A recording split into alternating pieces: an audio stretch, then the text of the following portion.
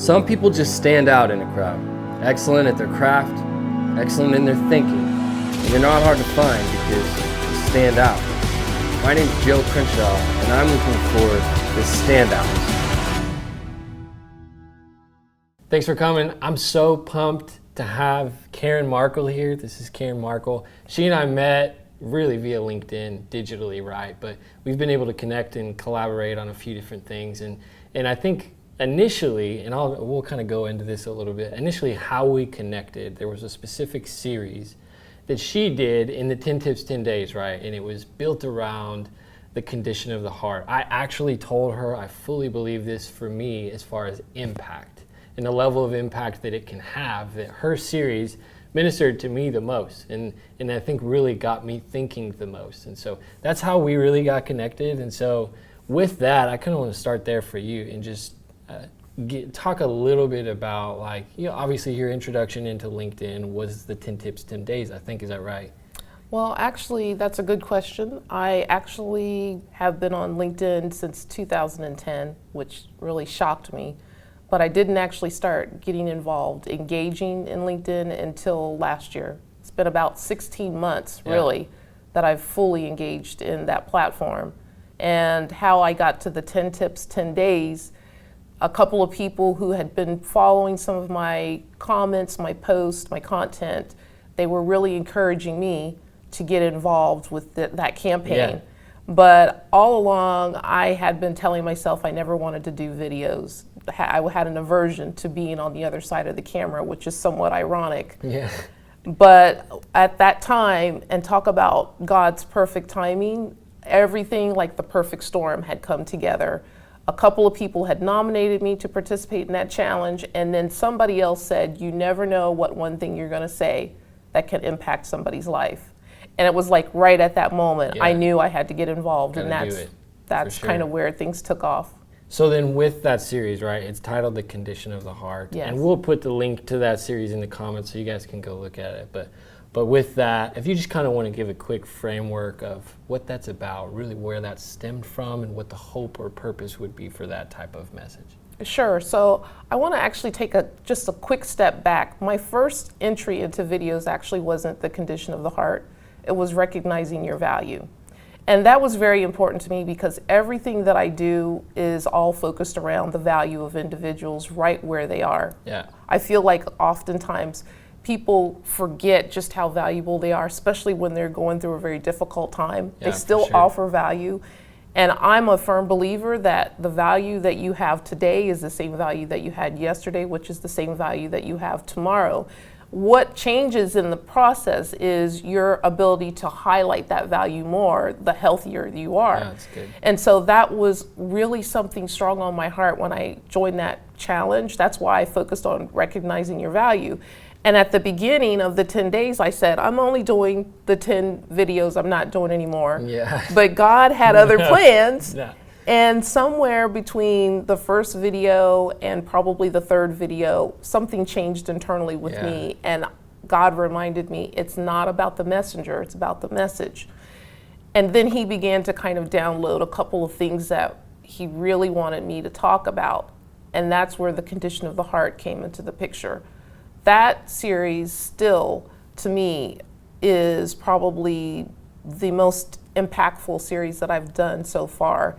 And every time I do a series, I always go before God and I just kind of say, Lord, what do you want me to talk about?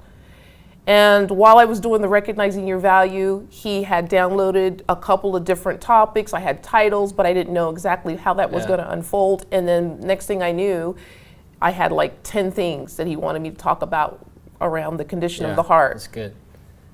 So yeah, with that, like you used the word impact, you said that's the most impactful. Yes. And again, like based on my understanding and watching the message within the condition of the heart, that's the same word I would have used both personally and also how I envision, because it's so central. There's so many other topical things that we could discuss, but all of it is so central to really the position of our hearts, right? Where that's at. So I was thankful you did that. I wanted to move more like professionally. So like for you, freelance writing with writing renovations, obviously, and even in your content, you guys can see it, right? Karen loves to write. She can do it well. So tell us a little bit about freelance writing, but then just writing in general and things that you like to write about, all of that stuff? Well, believe it or not, Joe, I actually thought I was going to become a doctor. Yeah. So as a little girl, I had a vision that I was in a big skyrise office. And I remember, no offense, but I had a male secretary, and it was very cool. And I remember that I was a person that healed. So I just automatically associated that with a medical doctor. So most of my young adult life, that's where I thought I was supposed to be focused. But my life choices kind of prevented me from going to medical school. And I had to kind of go before God and say, I don't understand what happened. How did I get so wrong on that? Well, at some point in the road, I found myself wanting to express my ideas through writing. It was something that I had done my whole life as a child. I always journaled. And I remembered how that just really made me feel so much better. I have lived out here in Texas for 2 years, and prior to me moving, I started revising my own resume. And one day, one of my sisters saw what I'd done, and she said, they'd always known I was a great writer, but they were like, you should do this for a living. This is really great. So I kind of thought, well, maybe I'll do this. But I love to also do poetry. So I've been writing poetry for probably about 12 to 13 years, but I've always been keeping it to myself.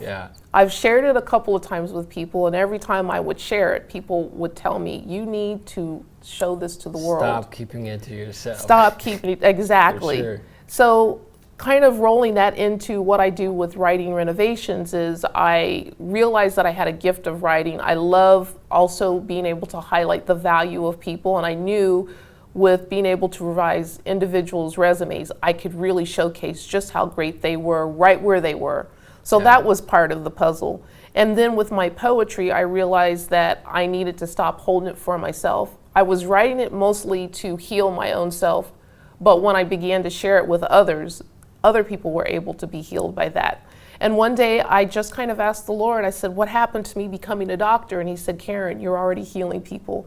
You're not doing it through medicine, you're doing it through your writing. And words, yeah, that's good. At that moment, the light bulb kind of came on, and I knew that I was on the path to doing what I'd been created for. That's awesome, that's cool. So you and I have talked, and you have a new venture, right? Yes. And I think this is like the first that the world's gonna know about it, which I'm so pumped about it, because when you said this, again, knowing what I know about you, you said you're starting a business to become a life coach. And I was like, oh my gosh, that's brilliant, because you have so much value to offer just from a personal perspective with the message that you have. And so now you can really integrate that into your business and do both of those in one simultaneously. So tell the world about it. I am so excited. Thank you, first of all, for allowing me to share about this.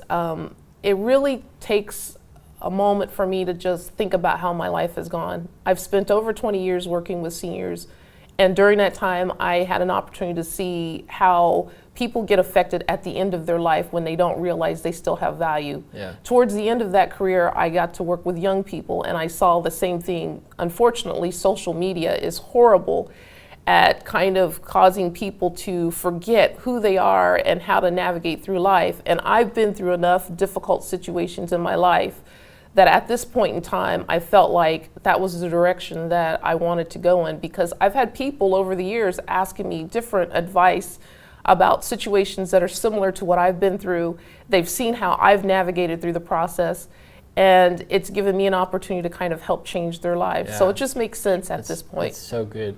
So cool to hear. And I guess the last question I'll ask, and we'll wrap up with this, is like, for us, obviously you have this new venture, you're writing, you're starting to create video. How can we, as the community, what are practical ways we can get around you to help you and to support you with some of that? That is a very good question. I'm still kind of wrapping my brain around this, because honestly, I told God about, like I said, 16 months ago when my life took a transition, that I would go through every door of opportunity. So whatever people want to offer me in terms of support, help, clients, definitely. Right, come on. You know, any way they can reach me through LinkedIn easily. That's good. Cool. Well, so thankful you were here today.